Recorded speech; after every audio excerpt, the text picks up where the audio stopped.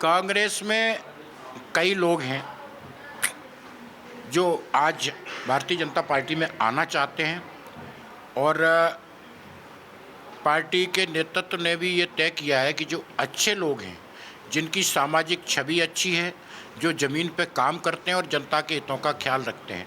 कोई टारगेट आपको मिला है क्या? नहीं, कोई टारगेट नहीं मिला। कुछ नहीं छिपेगा, सब दिखेगा साफ साफ। न्यूज अड्डा सिर्फ IBC 24 यूट्यूब पर। नमस्कार, मैं हूं वरुण सखा जी और आप देखना शुरू कर चुके हैं IBC 24 और खबर विभाग हमारे यूट्यूब चैनल। अगर आपने अब तक सब्सक्राइब नहीं किया है तो इसको सब्सक्राइब कर लीजिए।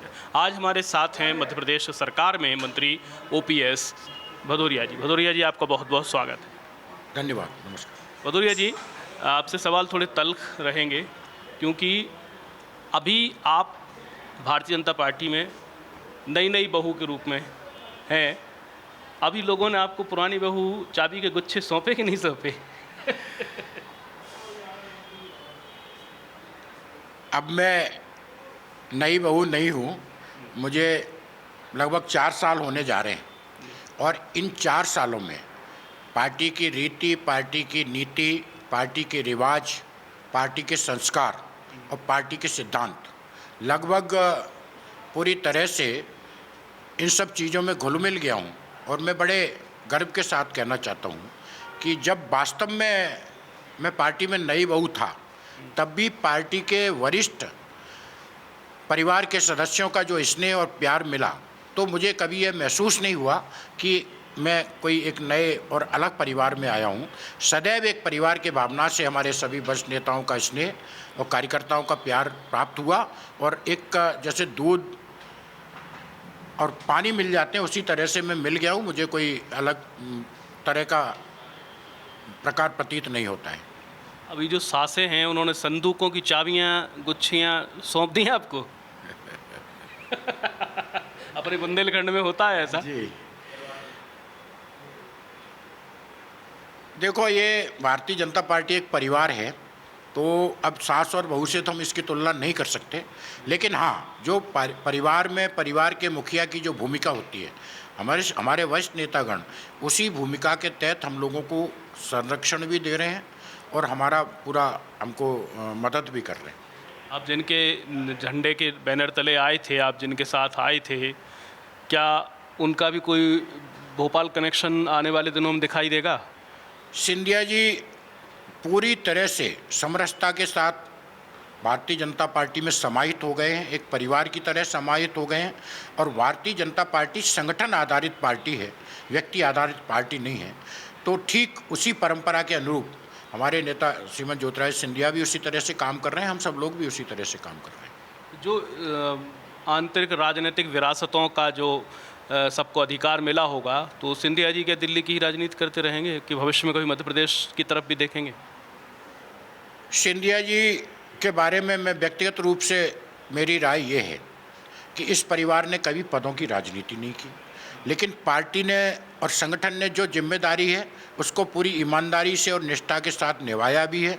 सेवा के संकल्प के साथ वो राजनीति में है और यही उनकी ताकत है और यही उनका संबल है और इसी के पीछे हम जैसे लाखों लोग उनके पीछे खड़े हुए हैं। बीच में कुछ भाजपा के संगठन के लोगों ने अनौपचारिक बातचीतों में ये कहना शुरू किया था कि जो लोग सिंधिया जी के साथ आए थे वो हो सकता है अगले चुनावों में उतना अच्छा प्रदर्शन ना कर पाएँ, तो आप लोगों को लेकर भी कुछ निर्णय होगा, तो उसको कैसे देखा जाएगा? ये देखा जाएगा कि हम विश्वास से आए थे तो विश्वासघात हो गया, या फिर पार्टी के सदस्य हो किसी के साथ भी ऐसा हो सकता है टिकट कटौती जैसी? जो लोग श्रीमती सिंधिया जी के साथ आए, मैं आपको ये कहना चाहता हूँ कि उसमें से अधिकतर लोग वो हैं जो ज़मीन से उठ के आए हैं और इनकी कोई पारिवारिक पृष्ठभूमि राजनीतिक नहीं थी। उन्होंने खुद ने अपने आप को बनाया है, ज़मीन पे मेहनत की है और खुद को साबित किया है। तो ऐसे ज़मीनी लोग जो सिंधिया जी के साथ आए हैं, निश्चित रूप से जनता की सेवा के प्रति जो उनकी जो सेवा की भावना है, उस भावना के तहत काम कर रहे हैं और निश्चित रूप से पार्टी उनको अवसर देगी, क्योंकि पार्टी भी ऐसा ही चाहती है। जो लोग 2020 में नदी में कूदे थे और तैर कर पार लगना चाहते तो उसमें ओपीएस जी तो लग गए थे, लेकिन कुछ लोग थे जो नहीं लग पाए थे। उनसे बातचीत होती है गिरिराज दंडोतिया जी या और अन्य लोग? जी, वो बिल्कुल पूरे संपर्क में हैं। पार्टी ने भी उनका ख्याल रखा और पूरे एक कार्यकर्ता की हैसियत से, भारतीय जनता पार्टी के आम कार्यकर्ता की हैसियत से आज भी वो ज़मीन पे काम भी कर रहे हैं। तो आने वाले दिनों में उनका कोई चुनावी भविष्य माने कि अभी उनको संगठन में ही शिफ्ट कर देंगे? हाँ, निश्चित रूप से ऐसा नहीं माना जा सकता। हार जीत कई बार परिस्थितियों पे निर्भर करती है, कई तरह के समीकरण होते हैं, पर इससे हम ये मान लें कि वो उनका कोई राजनीतिक महत्व तो नहीं है या जनता में उनकी पकड़ नहीं है, ये हम नहीं कह सकते। वो तात्कालिक परिस्थितियाँ थी, लेकिन आने वाले समय में हमारे कई साथी हैं जिनके बहुत अच्छी संभावना है और बहुत अच्छे परिणाम प्राप्त होंगे, हासिल होंगे उसमें। ऐसी चर्चा भी है कि इनमें से बहुत से लोगों को लोकसभा में शिफ्ट करेंगे कि उनको बताया जा रहा है कि वो विधानसभा जीतने में सक्षम नहीं होंगे, तो उनको मोदी की लहर में लोकसभा से उनको केंद्र की राजनीति में ले जाया जाएगा। अब जो पार्टी के नीतिगत निर्णय हैं वो तो हमारे पार्टी के वरिष्ठ नेतागण लेते हैं, पर हमारी जो जिम्मेदारी, हमारा जो दायित्व है वो पार्टी और संगठन को मजबूत करने का, चाहे सरकार के माध्यम से, संगठन के माध्यम से या किसी पद के माध्यम से, तो वो काम हम पूरी ईमानदारी के साथ कर रहे हैं। कैसा लगेगा 2023 में जब आप 18 में जो प्रचार करते थे तो किसी के विरुद्ध करते थे, अब आज वो उसका साथ में लेके जाएंगे 23 में? उपचुनाव हालांकि आप जीत चुके हैं, वो अलग बात है, पर ये चुनाव बड़ा मेन कोर्स खाना और नाश्ता करना, इसमें फ़र्क है। ये अनुभव 2020 के उपचुनाव में हमको हो चुका है, पर 2023 के चुनाव में हम, चूँकि उस समय की परिस्थिति बिल्कुल विपरीत थी, एक साल हमको बने हुए था और हमने कभी सपने में भी नहीं सोचा था कि हमको चुनाव का सामना करना पड़ेगा। उन विपरीत परिस्थितियों में हम बेहतरनी पार करके आए हैं, तो आगे आने वाला समय निश्चित रूप से हमारे लिए अच्छा है और इतनी हमें परेशानी का सामना नहीं करना पड़ेगा। भदौरिया जी, आप बड़े आत्मीय ढंग से बात कर रहे हैं, आप भूल जाइए कि कैमरा सामने है।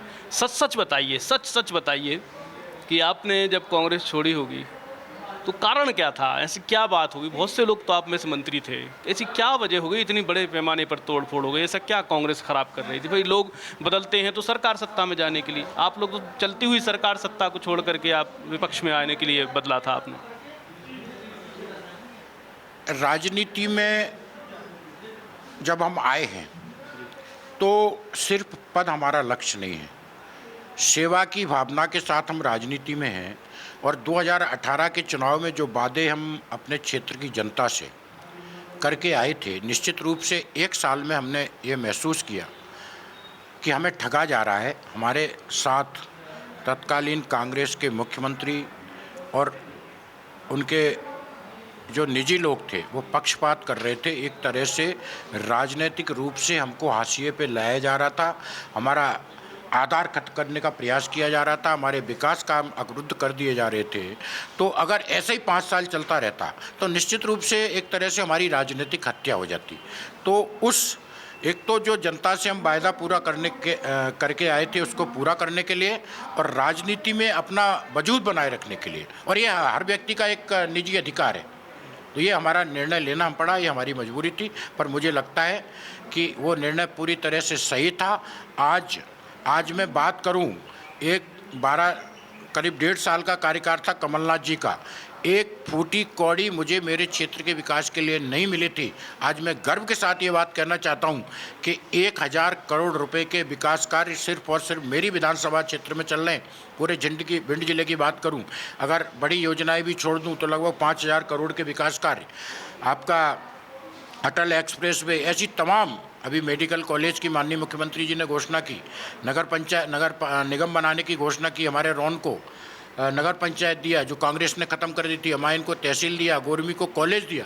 ये सब वो चीज़ें हैं जो बड़ी उपलब्धि जिनको मैं आपको गिना रहा हूँ। तो ये तभी संभव थी जब भारतीय जनता पार्टी में हमने अपनी प्रतिबद्धता जताई, उनके साथ हम आए, परिवर्तन आया और निश्चित रूप से क्षेत्र में विकास की लहर दौड़ी। और विकास चूँकि हमारी पहली प्राथमिकता है तो वही लक्ष्य था और इसलिए हम भारतीय जनता पार्टी में गए। पर ये बात आपको लंबी और बड़ी बड़ी कहना पड़ गई होगी लोगों को विश्वास दिलाने में, ये संकट तो था ना, कोई निजी एजेंडा तो नहीं था जैसा कि कांग्रेस कहती है। बिल्कुल नहीं था और ये पहली बार हुआ कि जो निर्णय हमने लिया जनता ने पूरे मन के साथ उसको स्वीकार किया, क्योंकि जनता भी ये महसूस कर रही थी कि एक साल में कैसे हमारे प्रतिनिधि के साथ पक्षपात हो रहा है, कैसे हमारे क्षेत्र के विकास को, क्योंकि जनता भी समझदार है, तो कैसे हमारे क्षेत्र के विकास को रोका जा रहा है। और जनता के दिमाग में सारी बातें थी, इसलिए हमें ज़्यादा कुछ मेहनत नहीं करना पड़ी, जनता ने उस चीज़ को आसानी से स्वीकार किया।